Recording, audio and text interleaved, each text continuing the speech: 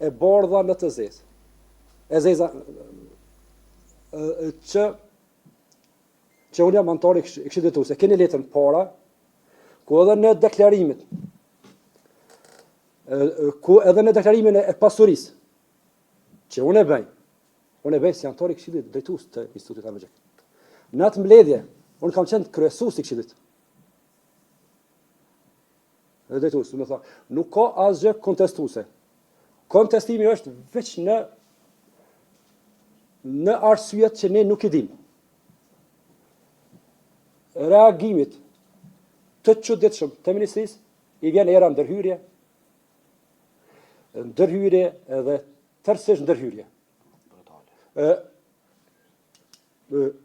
Instituti Armëgjek është institucion I pavarur kërkimor shkencor. Nuk pranojmë asnjë ndërhyrje të tillë. Jemi të gatshëm të rezistojmë dhe ta mbrojmë pavarësinë tonë institucionale. Ju tham me vedije të plotë që jam I gatshëm që të rezistoj në mbrojtje të pavarësisë institucionale të institutit që unë e drejtoj deri në frymën e fundit. Mos tenton askush që të ndërhyjë në Institutin Armëgjek. Instituti Armëgjek ka pasur një rast të rëndë në vitin 2007, kur ministër I arsimit ishte zoti Agim Veliu. Dhe në vitin 2007, zoti Agim Veliu e solli në mënyrë të dhunshme një ushtrues të detyrës, quaj Ismail Hasani, profesor I sociologjisë. Punonësit shkencor të Institutit Armëgjek kanë qenë në protesta të vazhdueshme dhe nuk e kanë pranuar një ushtrues të detyrës të imponuar nga ministria. Jam shumë I sigurt që nuk do ta pranojnë as Ismail Hasanin e pushtetit të ri. Kështu që edhe I bëjmë thirrje ministrisë që ta rishqyrtoj pozicionin e saj dhe t'i hap rrugë komunikimit institucional me Institutin Armëgjek, t'i hap rrugë bashkëpunimit, t'i hap rrugë kolegalitetit të natyrshëm dhe ta gjejmë një mundësi që të hecim tutje.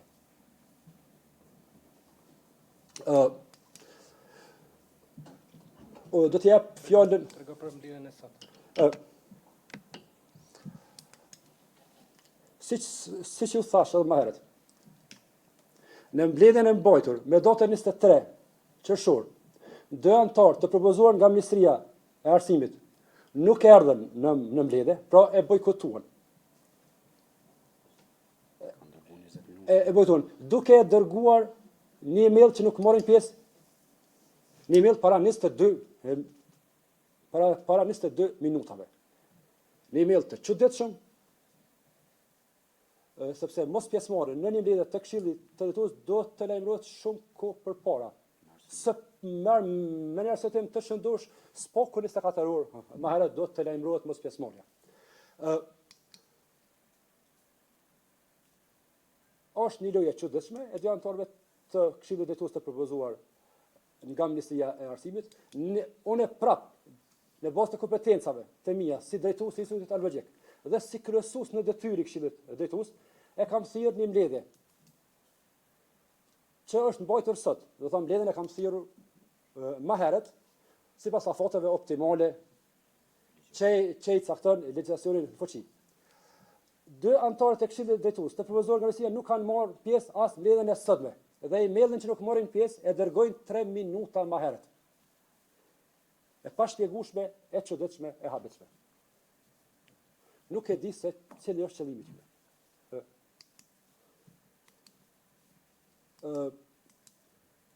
Unë do të jap fjalën edhe bashkëpunëtorëve të mi, që të shpjegojnë edhe procedurat e mbledhjes së Këshillit Drejtues, edhe çështjen e drejtorit, çështjen e konkursit për drejtor të rregullt, si dhe bashkëpunimet shkencore me institute të ndryshme që I kemi edhe pa gjëra të tjera. Mund ta merr fjalën.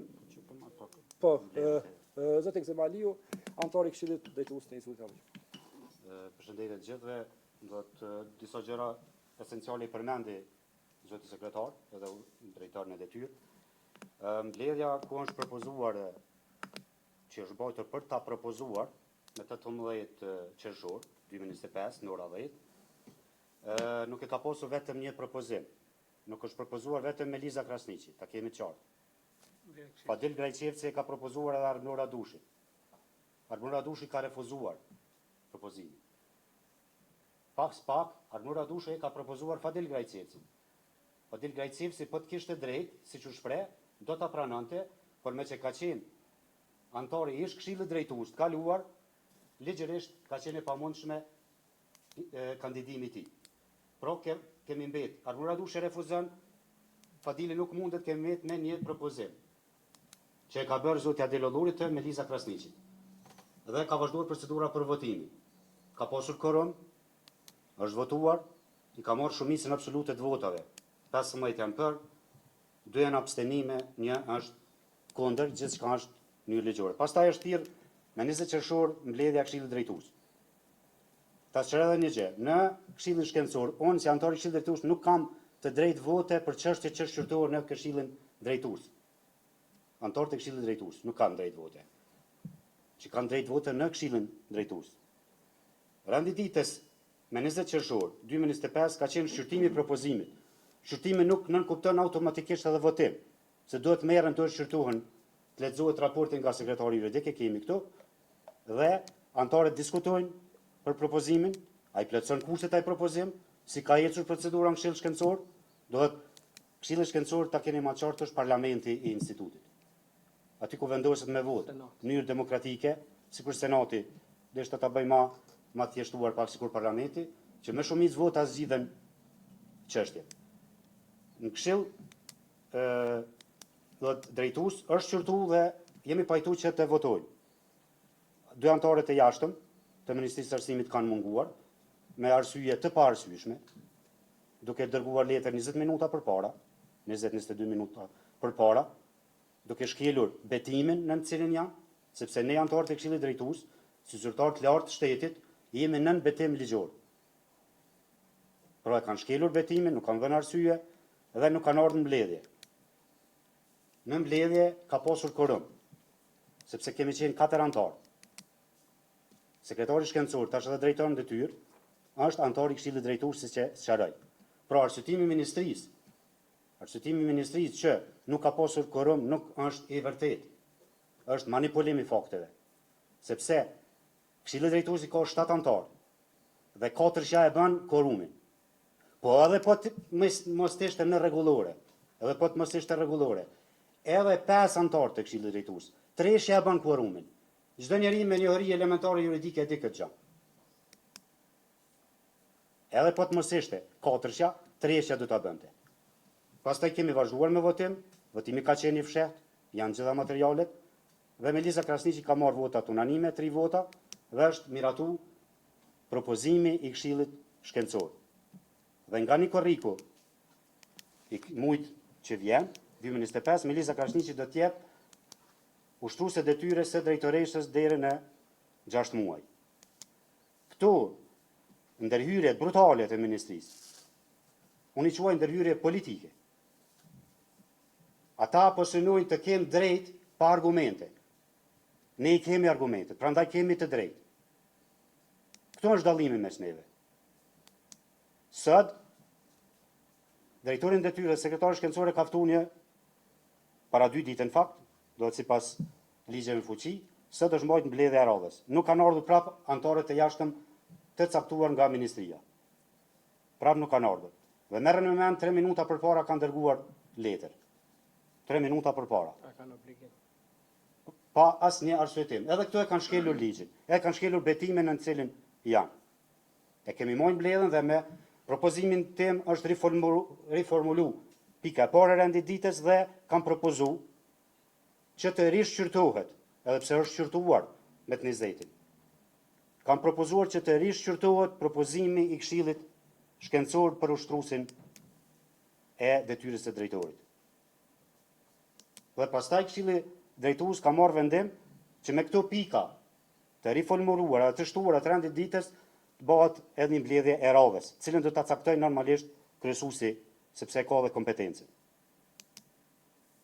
Presim që në mbledhjen e radhës anëtarët e jashtëm të ministrisë ta respektojnë ligjin, ta respektojnë betimin në cilin janë dhe ministria të respektojë rregulloret ligjet në fuqi, sepse në fund fundit për këtë çështje është themeluar nga vullneti i popullit. Ministria e Arsimit duhet të nënshtrohet vullnetit të popullit. E vullneti i popullit dëshiron respektim të ligjeve në fuqi dhe jo dëshirave, edhe as të drejtave pa argumente. Kaq kisha, faleminderit.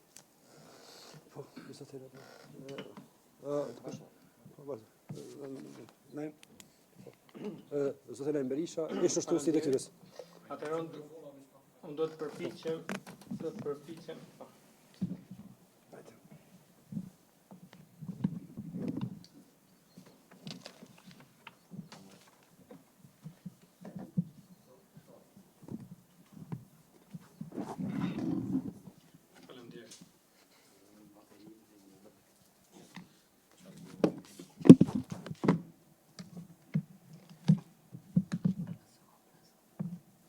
Faleminderit. Siç më prezantoi sekretari shkencor zotëria Adel Ulluri dhe njëkohësisht drejtori i detyrës, jam Naim Berisha.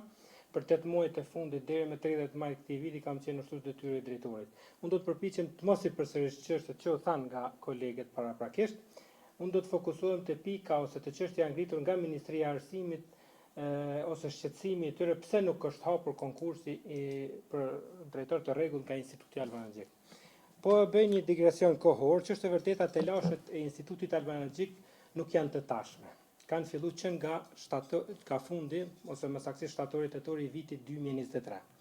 Aso kohë drejtor ka qenë Hysen Matoshi. Në 28 shtator 2023, Instituti Albanaxhik, sipas rregullatives ligjore, i çon ftesë Ministrisë së Arsimit për dërgimin e anëtarëve të jashtëm Këshillit Drejtues. Ministria e Arsimit nuk përgjigjet fare. Me 31 tetor 2023, Instituti e përsërit kërkesën drejtuar Ministrisë për dërgimin e anëtarëve të Këshillit Drejtues, Ministria prap në heshtje nuk i dërgon anëtarët e Këshillit Drejtues. Instituti duke qenë në gjendje të tillë që të mos krijojë vakum institucional, i thret 2 anëtarë aso kohë në detyrë të Këshillit Drejtues të caktuar nga Ministria, Adem Gashin dhe Xhevat Bislimin, dhe fillon procedurat për shpalljen e konkursit për drejtor. Zhvillohen të gjitha procedurat, aso kohë unë kam qenë kandidat bashkë me 3 kandidatë tjerë. Unë kam dalë fitues në atë proces dhe Ministria sapo ka lënë mandati i drejtorit të rregullt të institutit aso kohë Hysen Matoshi, ndërhyn përmes këshilltarit të lartë politik dhe thotë procesi nuk ka qenë në rregull sepse anëtarët e Këshillit Drejtues të caktuar nga Ministria nuk kanë pasur mandat. Që i bie? Ministria vetë ka kriju të problemin dhe vetë ka përdorur atë problem për të filluar telashet e mëdha të institutit. Telashet e institutit janë që nga fillimi, që nga janari vitit 2024 dhe deri sot. Unë nuk kam hyrë gara aso kohë mandatin e parë si ushtrues detyre, ka qenë Lulzim Lajçi.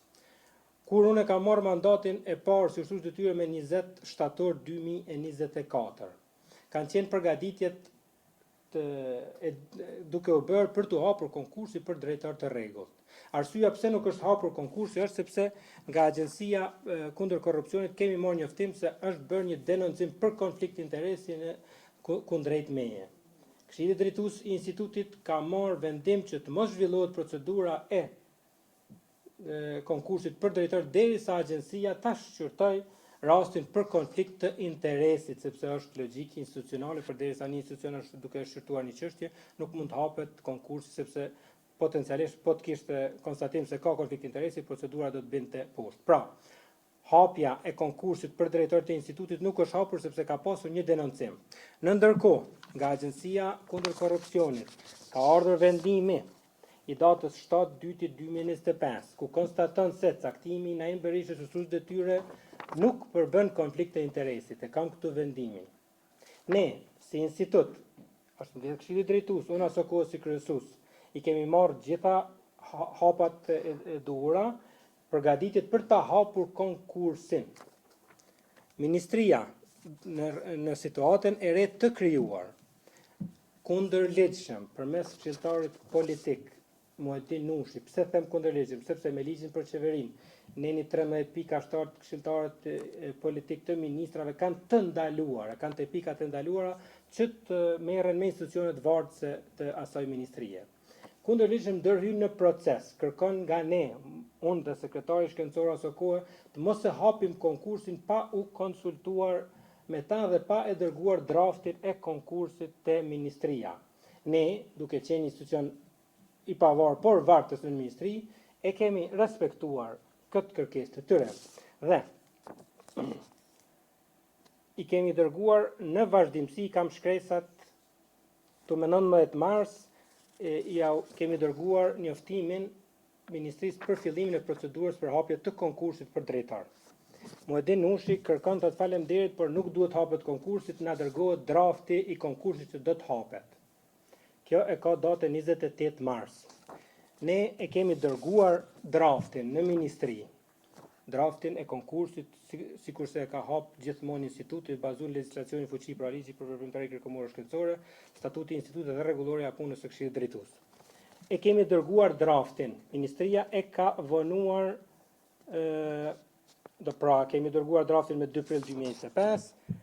E konfirmon Muhamedit Nushi marrjen e materialit dhe pastaj me datën 10 prill 2025. Muhamedit Nushi e dërgon një draft të ri të konkursit. Dhe thot ministria e obligon Institutin Albanologjik të ta hap këtë draft. Instituti Albanologjik e thirr një mbledhje të veçantë të Këshillit Drejtues, si organi më i lartë i këtij institucioni dhe vendimars. E shqyrton draftin nen për nen me praninë e anëtarëve të ministrisë.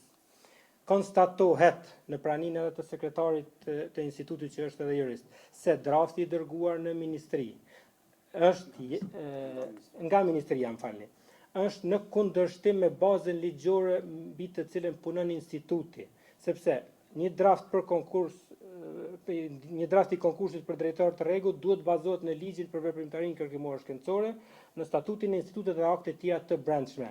Ministria ka hartuar një draft të bazuar në ligjin për zyrtarët publik dhe në strategjinë kombëtare të shkencës. Këshilli drejtues ka konstatuar se drafti i dërguar nga ministria është në shpërputhje ligjore me bazën tonë se si funksionojmë.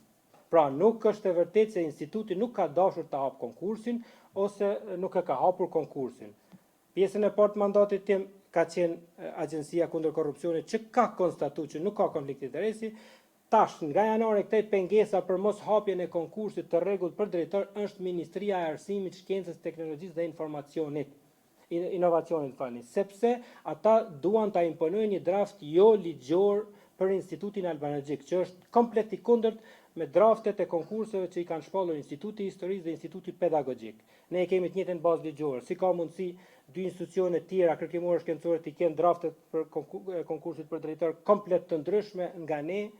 Këshilli drejtues me vota unanime bashkë me përfaqësuesit e ministrisë ka marrë vendim që ky draft është i papranueshëm. Pra, kanë rrethona tjera, un kam dhënë ndërheqje për pjesën tjetër folën kolegë, pra moshapja e konkursit është si pasojë e ndërhyrjeve dhe pengesave që i ka shkaktuar Ministria e Arsimit, jo se nuk ka pasur vullnet nga Instituti Albanologjik. Faleminderit. Nëse ka pyetje, mund të na shtrojnë pyetje, pastaj po, Sheje mikrofonin. Nëse ka mundësi të nësëranë shumë aspektin në gjorë lidhën e datës 20. Që shumë, më dhëmë cili është roli jërë që sekretar, a ke votuna mbledhje apo veç është pjesë ligjore me bakorumin në gjekës? Ku këtu ku është blejtë rëmisë? Po, e thash edhe më herët. E ke edhe qëtë, të letën. Letën për selja. Po. Emri.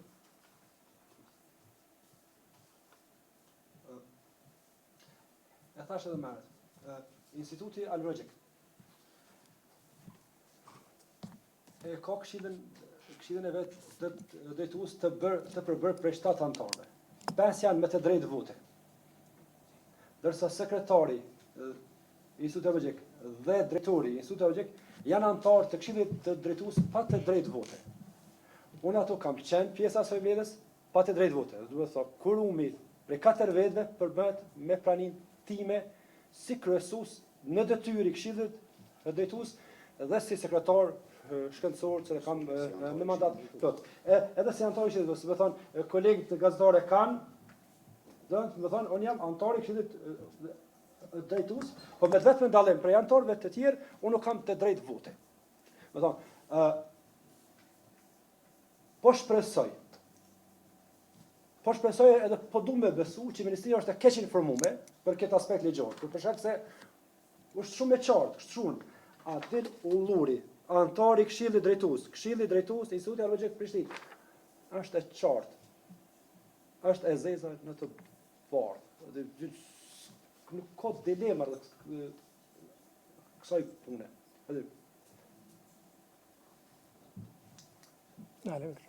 Si ka mundësi që edhe vetë një antar i Këshillit Drejtues ka dalë kundër këtij vendimi që është marrë në mbledhjen e 20 qershorit, duke thënë se është e jashtëligjshme, mirë po njëkohësisht edhe ka thujtë se është bërë për arsye politike. Cila është më Po, është fjala për Bashkim Lajç. Antarin e Këshillit Drejtues i propozuar nga Ministria e Arsimit, Shkencës dhe Teknologjisë dhe Inovacionit, zoti Bashkim Lajçi, ish punonës i Institutit Arkeologjik. Ai ka reaguar në profilin e vet në Facebook në mënyrë të panatyrshme, sepse ai do duhet të ishte në mbledhje, edhe shqetësimet edhe reagimet e tij t'i bën në mbledhje, në mënyrë institucionale. Siç i ka hije një antar i Këshillit Drejtues, ne diskutimet i bëjmë brenda, jo në Facebook, jo në kafe. Na kanë nxit për me shu edhe ne reagimin në Facebook, e çuditshme nga ona tyne se si ata e bëjnë betejën publike në Facebook pa pikë nevoje, kur janë organet e qarta që ku duhet të adresohen shqetësimet edhe ku duhet të jepen shpjegimet. Aja ban me këtë shpjegimin që ja dhash zotit Is, pikërisht ai si quhet statusi i profesorit Bashkem e konteston antarin e 4, që jam unë konteston mu. Dhe më thonë janë gjitha elementet ligjore, aspektet ligjore që më japin drejt që unë me qenë antari 4 të Këshillit. Po edhe plotësoj përgjigje zotit Berisha. Po plotësoj pa kolegun. Bashkim Lajçi, siç e tha sekretari, është antar i Këshillit Drejtues i emëruar nga Ministria. Pra, për fat keq, ish kolegu i Bashkim Lajçi është në harmoni me tendencën e Ministrisë që të imponojë zgjidhje jo ligjore në Institutin Arkeologjik. Pra, mungesa e tij 20 minuta para mbledhjes dhe statusi i tij në Facebook, mungesa e tij edhe sot 2 minuta para mbledhjes është në harmoni me një qasje që është duke ndjekur Ministria që ta bllokoj procesin, të mos ketë ushtrues detyre, të krijohet një vakum institucional dhe pastaj të ndërhyjnë me imponimin e një ushtruesi detyrës, cilin ata janë duke e menduar. Pra nuk ka të bëj me aspekte ligjore ose formale, sepse i kemi sqaruar edhe në reagimin ton në Facebook, kuorumi është i qartë. E tha kolegu Gzim Aleu, për secilin që ka një ori elementare në fushën e jurisprudencës, kuorumi i 5 është 3. Kuorumi i 7, i numrit 7 është 4. Adil Ulluri dhe unë aso kohë kur sa isha ose kushdo që do të jetë nesër Meliza Krasniqi dhe drejtoresh ushtruese të detyrës është antar i Këshillit Drejtues pa të drejtë vote. Këshilli Drejtues i institutit ka 5 antar me drejtë vote dhe 2 sipas detyrës zyrtare. Pra, edhe kuorumi i 5 me 3 vota për është plotësuar, edhe kuorumi me 7 antar me 2 antar sipas detyrës zyrtare, pra numri 4 është i plotësuar në çdo aspekt. Faleminderit. Ata thirrën në një aspekt që thotë gjatë votimit do të jenë 4. Po rregullojën nuk thotë që të jenë 4 votues, thotë 4 antar Këshillit Drejtues që të jenë prezent, jo 4 votues. Ju në marrë keni pasur shtues detyre dhe Po. në këtë radhë është shkruaja e kryetarit të Partisë Demokratike të Kosovës, çka ndoshta ka pasur edhe më herët një reagim të tillë dhe shuajtër politike nëse i shkon një antar tjetër.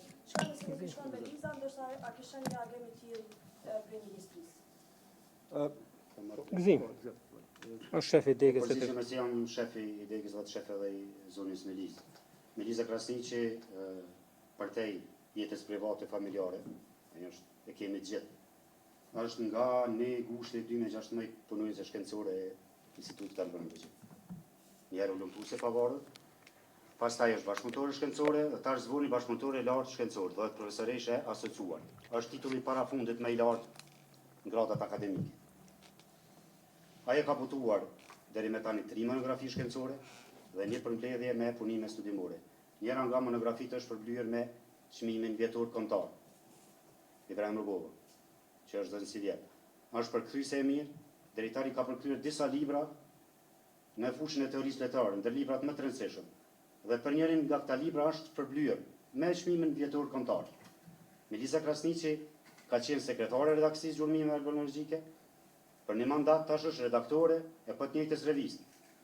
Pra ajo është punëtore përkushtuar dhe puna e saj profesionale është në Institutit Albanologjik, pa asnjë ndërlidhje me politikën. Ajo nuk është e angazhuar politikisht.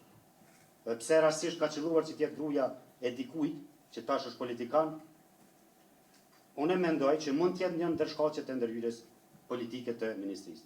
Po është ndërhyrje tërësisht e padrejtë, sepse mohohen drejtat themelore elementare të njeriut. E nëse dolim fushën e emocioneve të natëve, ajo çështje i takon tash sqaroj ministria, jo neve.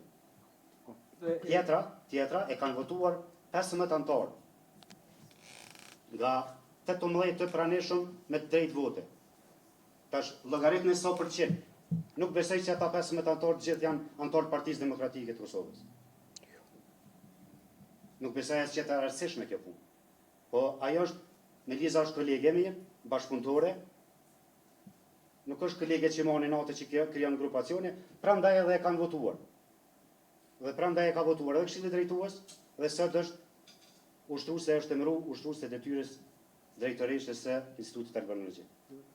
Vetëm ndoshta në përgjigje të pyetjes, unë s'kam çka shtaj nga ajo që tha Gzimi, vetëm unë përmes kësaj konferencës i apeloj Ministrisë së Arsimit, zyrtarëve të lartë politik të Ministrisë së Arsimit që të lashet me partinë e bashkëshortit të Melizës, le të zgjidhen në rrugë politike, jo duke e dëmtuar institutin. Kaq. Angelina Pascal. E prezantoja dhe zonën Angelina Pomza, që është anëtare e Këshillit Drejtues dhe shefe e degës së etnologjisë.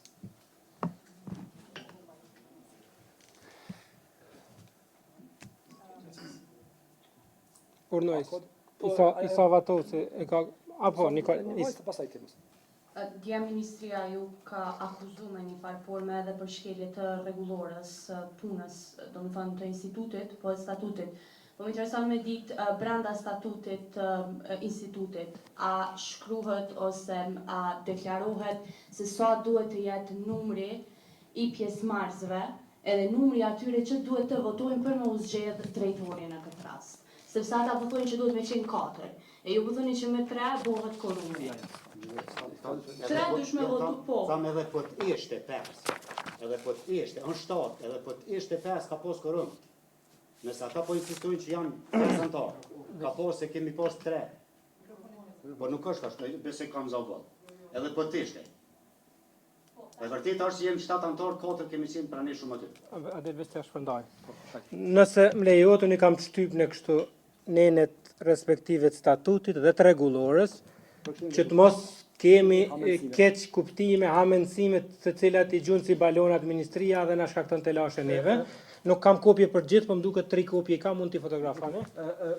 Se të japë edhe një shpjegim. Se e thash dhe merret.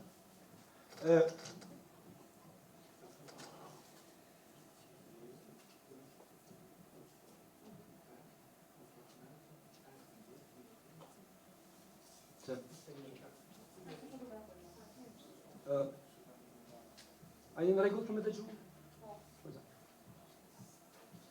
Ne i 14, cilën e përdorin ata, e rregullorës së punës së Këshillit Drejtues. E thotë qartë që në një mbledhje vendimarrëse do të jenë të pranishëm 4 anëtarë të Këshillit Drejtues. Nuk thet 4 votues, 4 anëtarë të Këshillit Drejtues. Anëtari 4 kam qenë unë.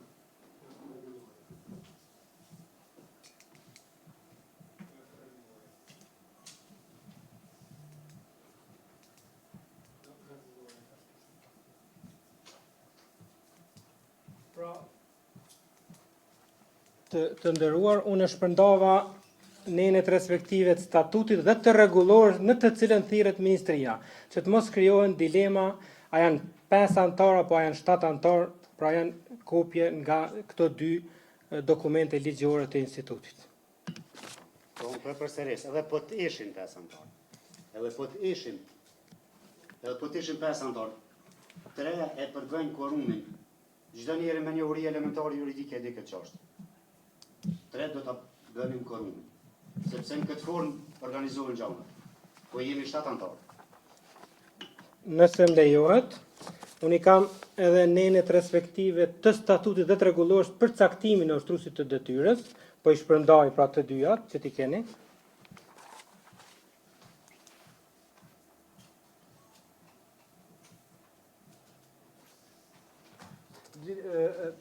Do të bëj e njoftim. Më falni, a jeni gati? E njoftim.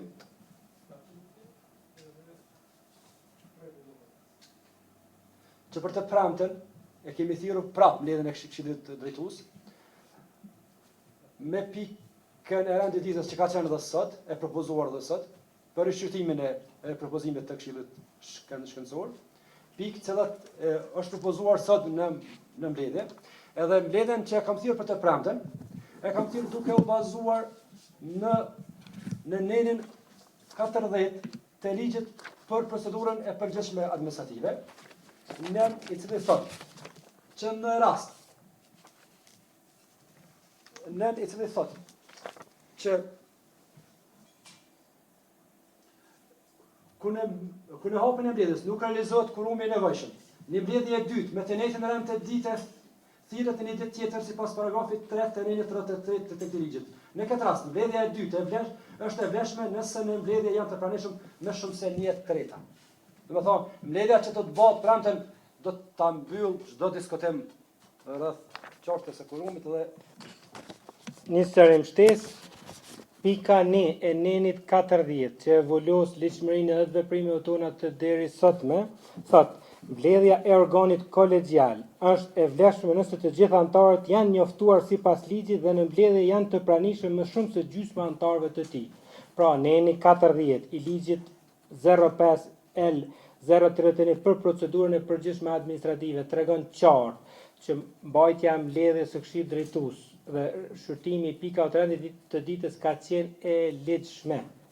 Por megjithatë, që t'i shmangim përballit me ministri, ne si institucion kemi vendosur ta thrasim edhe një mbledhje në respektim të pikës D të nenit 40 të ligjit të për procedurën e përgjithshme administrative. Njëkohësisht, një informacion, sot, kur është thirrur mbledhja për të premten, një nga kërkesat e antarëve të jashtëm të Këshillit Drejtues të emëruar nga Ministria ka qenë mosdërgimi i raportit nga Këshilli Shkencor. Sot ua kemi dërguar edhe raportin ndonse nuk shkruan në statut apo në ligj nuk shkruan askund. Pra, megjithatë, këtë kërkesë të çuditshme dhe të parashituar ne ua kemi plotësuar, e kanë edhe raportin nga mbledhja e Këshillit Shkencor. Nëse s'ka pyetje tjera, po Isa. Keni marrë raport zyrtar juridik nga Ministria E arsimit për këtë mbledhje. Jo. Facebook. Veç Facebook. Më thonë e çuditshme, adin shteti komunikon me institucionet Ju lutem mos shkoni se kemi çështje shumë e rëndësishme 2 minuta. Falë, mos shkoni. Veç pak, 2 minuta. se edhe kjo pjesë është shumë e rëndësishme që ka të thotë tash sekretari. Ne në institut kemi të lashe edhe shumë atë mëra.